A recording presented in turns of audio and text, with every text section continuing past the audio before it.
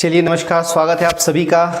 आज हम जानने वाले हैं ज्यामितीय आकृतियाँ यानी ज्योमेट्रिकल शेप्स के बारे में। बिल्कुल शून्य से, जीरो से शुरू करेंगे हम, बिल्कुल बेसिक से। जिसको कुछ भी नहीं आता है अभी तक ज्यामिति में, जिसने कुछ नहीं पढ़ा है, वो भी जो है आज ज्यामितीय आकृतियों के बारे में अपनी समझ विकसित कर सकेगा। तो चलिए शुरू करते हैं फ्रेंड्स। सबसे पहली ज्यामितीय आकृति जो होती है वो होती है बिंदु। कौन सी होती है? बिंदु। देखिए यहाँ पर बिंदु का कॉन्सेप्ट क्या है उसके बारे में आपको बताना चाहता हूँ।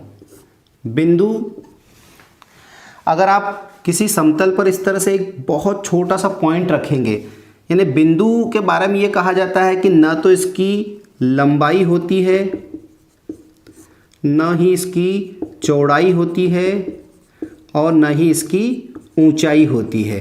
तो फिर इसको कैसे परिभाषित कर सकते हैं? भाई जिसकी ऐसी आकृति जिसकी न तो लंबाई हो, न चौड़ाई हो, न ऊंचाई हो, उसको बिंदु कहा जाता है। जैसे आपके सामने ये तल पे मैंने बनाया है बहुत बारीक, इसको भी हम यदि हम मापना चाहे तो माप सकते हैं, लेकिन एक आदर्श बिंदु का कौन सा होगा? जो जितना पतला हो, यानी जैसे एक पिन से अगर आप ऐसा बोर्ड पर या किसी तल पर पिन से, बारीक पिन की सहायता से यदि आप बनाओगे तो उसको हम बिंदु मानेंगे। तो हम यहाँ पर बिंदु के लिए क्या शब्द बोलेंगे? ऐसी आकृति जिसकी लंबाई, चौड़ाई, ऊंचाई ये नगण्य हो। क्या हो?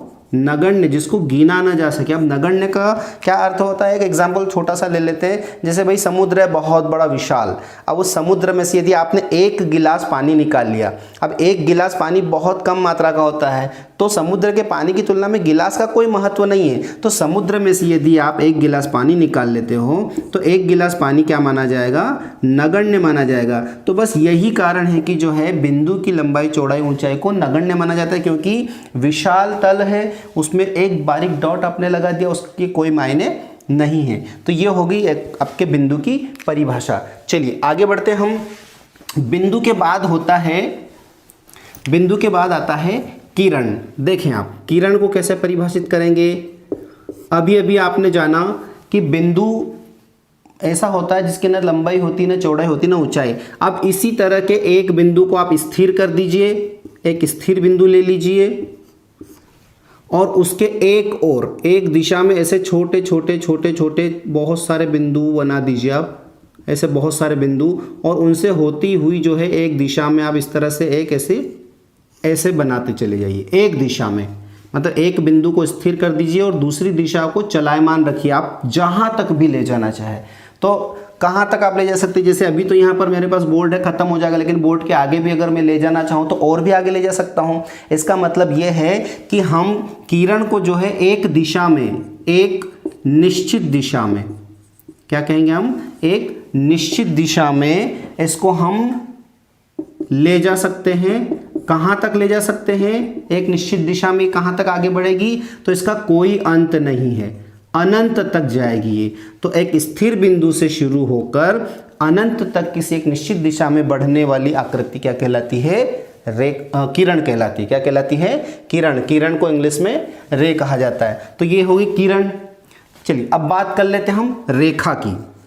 रेखा की तो रेखा जो होगी वो एक बिंदु के दोनों ओर चलेगी, एक बिंदु के दोनों ओर चलेगी। आपको स्थिर बिंदु बीच में रखना होगा, स्थिर बिंदु, और इस स्थिर बिंदु के दोनों ओर ऐसे छोटे छोटे, अगर आप ध्यान से देखेंगे तो ये सारे क्या हैं? ये बिंदु हैं एक दूसरे से चिपके हुए।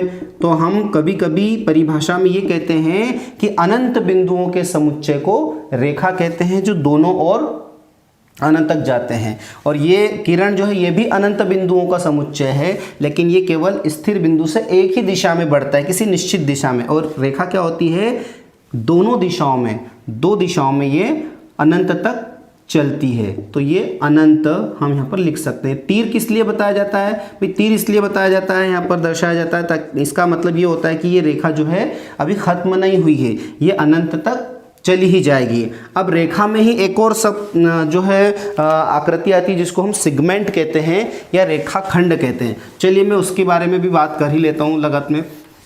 हम जो यहाँ पर आए हैं तो रेखाखंड, रेखाखंड देखिए रेखाखंड, इसको लाइन सेगमेंट कहते हैं, लाइन सेगमेंट।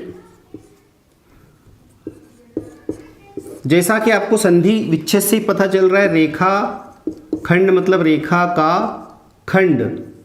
खंड किसको कहते हैं? टुकड़ा। खंड किसको कहा जाता है? टुकड़े को।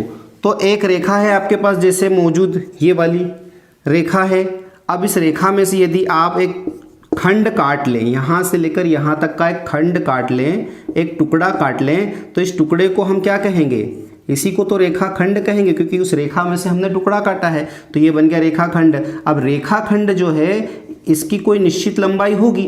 भाई इसको मान लो 5 सेंटीमीटर का आपने काटा, तो ये निश्चित लंबाई का, इसको मापा जा सकता है। अब मुझे ये बताइए कि क्या हम रेखा का मापन कर सकते हैं?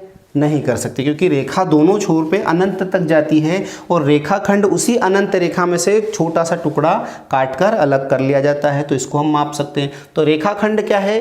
रेखा का एक हिस्सा है, एक भाग है जो मापा जा सकता है। चलिए आगे बढ़ जाते हैं हम। अब मैं बताने वाला हूँ आपको कोण के बारे में। चलिए इन आकृतियों के जो प्रकार हैं उन प्रकारों को हम बाद में जानेंगे। अभी सिर्फ हम सिंपली इनके इंट्रो के बारे में जान रहे हैं कि इनको ये दिखते कैसे हैं, बनते कैसे हैं। तो कोण की बात कर लेते हैं। कोण देखिए, एंगल कहते हैं इंग्लिश में, एंगल। और कोण में एक बिंदु, निश्चित बिंदु, जैसा कि अभी आपने देखा था किरण के लिए लिया था निश्चित या स्थिर बिंदु। निश्चित बिंदु से एक ओर आपने एक किरण निकाल दी और दूसरी ओर दूसरी किरण निकाल दी। अब इन दोनों के बीच का जो मापन है, जो माप आएगी इसकी, ये जो माप होगी ये डिग्री में होगी। डिग्री में इसको मापेंगे और ये जो डिग्री में माप आएगी यही कहलाएगा कोण। ये क्या कहलाएगा? कोण। तो कोण की क्या परिभाषा हो जाएगी? भाई जैसे दो किरणों, ये किरण है दूसरी किरण है, तो दो किरणों के बीच का जो कोणीय माप है, या कोणीय माप कह लीजिए या डिग्री में माप के लिए जो भी माप आ रहा है उस माप को हम क्या कहेंगे? कोण कहेंगे। ये एक इसका शीर्ष एक होता है और एक स्थिर बिंदु से जो है दो किरणें निकलती है, उनके बीच की जो गैप होती है वही कहलाता है कोण। तो कोण अलग अलग तरह के हो सकते हैं, उस पर हम बाद में बात करेंगे। लेकिन अभी आपको सिर्फ ये समझना है कि कोण कैसे बनता है। एक स्थिर बिंदु होता है, उसके स्थिर बिंदु से दो अलग अलग दिशाओं में दो किरणें निकलती है, उनके बीच में जो एक माप बनती है उसी माप को जो है कोण कहा जाता है। अब देखें आप त्रिभुज के बारे में। त्रिभुज, अभी तक जो आकृतियां आप देख रहे थे वो खुली आकृतियां थी। अब आपके पास जो आकृति आएगी वो बंद आकृति आएगी। भाई त्रिभुज के लिए क्या करेंगे? तीन मान लो ऐसे अलग अलग जगह पर बिंदु हैं और इन तीन बिंदुओं से यदि हम रेखाखंड बनाना चाहें तो एक ऐसा बनेगा, एक ऐसा बनेगा और एक ऐसा। तो तीन रेखाखंडों से घिरी हुई आकृति। कितने रेखाखंडों से? तीन। ये एक रेखाखंड हो गया, एक रेखाखंड हो गया, ये दूसरा, एक, दो और तीन। तो तीन रेखाखंडों से जब कोई आकृति घिर जाती है, पैक हो जाती है, क्लोज हो जाती है, तो उसका नाम दे दिया जाता है त्रिभुज। और इस रेखाखंड को भुजा भी हम यहाँ पर कह सकते हैं त्रिभुज के संदर्भ में। इसको एक भुजा कहा, दो भुजा, तीन भुजा। तो इसका संधि विक्षेप करने पर आपको क्या मिलेगा? त्रिधनभुज। मतलब कितनी भुज यानी भुजा, तो कितनी भुजा वाला? तीन भुजा वाली बंद आकृति को क्या कहेंगे? त्रिभुज कहेंगे। इसको कभी कभी त्रिकोण भी कहते हैं, त्रिधन कोण, क्योंकि इसमें तीन कोण होते हैं। एक ये रहा, यहाँ पर दो किरणें आपको दिखाई दे रही है, एक ये रहा और एक ये रहा। ठीक है, तो इस तरह से जो है इसका नाम त्रिकोण भी है। चलिए अगले हम जब बात करेंगे अगले चैप्टर में तो हम इसके प्रकारों पे भी बात करेंगे, लेकिन अभी हम सिर्फ इनकी जनरल इन्फॉर्मेशन जान रहे हैं कि त्रिकोण होता कैसा है। वर्ग की बात कर लेते हैं। देखिए वर्ग से पहले हम चतुर्भुज के बारे में बात करना चाहिए। चतुर्भुज जो होता है, चतुर्भुज उसमें चार भुजाएं लेना होगी आपको। चार भुजाएं किसी भी माप की, चतुर मतलब चार होता है, तो चार भुजाओं से घिरी हुई जो आकृति होगी बंद आकृति, वो क्या कहलाएगा? आपका चतुर्भुज कहलाएगा। चतुर्भुज। अब इसमें चार भुजाएं अलग अलग माप की, कोई सी भी माप है, उनको आपने पैक कर दिया तो ये क्या बन गया? चतुर्भुज। अब चतुर्भुज के अलग अलग प्रकार होते हैं, जैसे वर्ग हो गया, आयत हो गया और भी समलम चतुर्भुज हो गया, बहुत सारे। तो हम वर्ग और आयत की बात कर लेते हैं। चलिए वर्ग, वर्ग में क्या होगा? स्क्वायर में।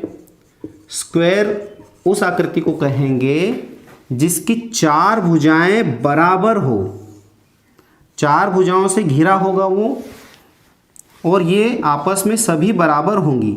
जैसे आपने टाइल्स नहीं देखी है, मकान में टाइल्स वगैरह बनती है, टाइलिंग होती है, तो कुछ टाइल्स बराबर माप की होती है, कुछ कम ज़्यादा भी होती है, लेकिन यदि बराबर माप की टाइल है तो वो क्या कहलाएगा? वर्ग कहलाएगा। वर्ग में चारों भुजाएं कैसी होती है? बराबर होती है, तो ऐसी आकृति वर्ग कहलाती है। इनको कोने कहते हैं। ये शीर्ष हैं, ठीक है। इनके अंदर बीच में यदि आप शीर्षों को मिला दे तो ये विकर्ण कहलाते हैं, इनको विकर्ण कहा जाता है। तो इस प्रकार से जो है वर्ग एक ज्यामितीय आकृति है और ये समतल में बनती है। दो विमाएं होती है, लंबाई चौड़ाई, बस, इसके अलावा कुछ नहीं होता। चलिए आगे बात कर लेते हैं हम आयत की। देखिए आयत, आयत, रेक्टेंगल, रेक्टेंगल। अब ये मानक ज्यामितीय आकृतियां हैं क्योंकि इनमें भुजाएं, कोण और ये निश्चित होते हैं, लेकिन कुछ अमानक भी होते हैं जिसमें अनिश्चित होते हैं। तो रेक्टेंगल की बात करते हैं। यहाँ आपको दो लंबाइयाँ, दो चौड़ाइयों से आकृति बनाना है बंद, और ध्यान रहे लंबाई के बराबर लंबाई होगी, चौड़ाई के बराबर चौड़ाई। यानी हम ये कहेंगे आमने सामने की भुजा बराबर, आमने सामने की भुजा, ऐसी बंद आकृति जिसकी आमने सामने की भुजा बराबर है तो वो क्या कहलाएगा? वो आयत कहलाएगा। वो क्या कहलाएगा? आयत कहलाएगा। तो ये हो गया आयत की परिभाषा। इसमें भी दो विकर्ण होते हैं, ये और ये, इसको क्या कहा जाता है? विकर्ण कहा जाता है। चलिए आगे बात कर लेते हैं हम वृत्त की। वृत्त कैसा दिखता है? वृत्त चूड़ीदार आकृति जो है वृत्त कहलाती है। सर्कल, इस टाइप से पूरी बंद आकृति जो है वो सर्कल कहलाती है। गोल होना चाहिए, पूरा गोल भी नहीं कह सकते, गोल तो फिर अलग आकृति हो जाएगी, पर वृत्त ये इस तरह की बंद आकृति होती है जिसमें कोने नहीं होते, इसमें कोई भी कोना नहीं होता, तो ये कहलाता है वृत्त। वृत्त में कोने नहीं पाए जाते हैं, इसमें सिर्फ ये पूर्ण रूप से गोल घिरा हुआ रहता है, इसका नाम है वृत्त। चलिए मिलते हैं अगले वीडियो में। हम कुछ द्विविमीय और त्रिविमीय आकृतियों की बात करेंगे, तब हम पता करेंगे। और आने वाले वीडियोस में मैं इन पर कोणों के प्रकार, त्रिभुजों के प्रकार, इनके प्रकारों पर भी बात करूंगा। तब तक के लिए नमस्कार।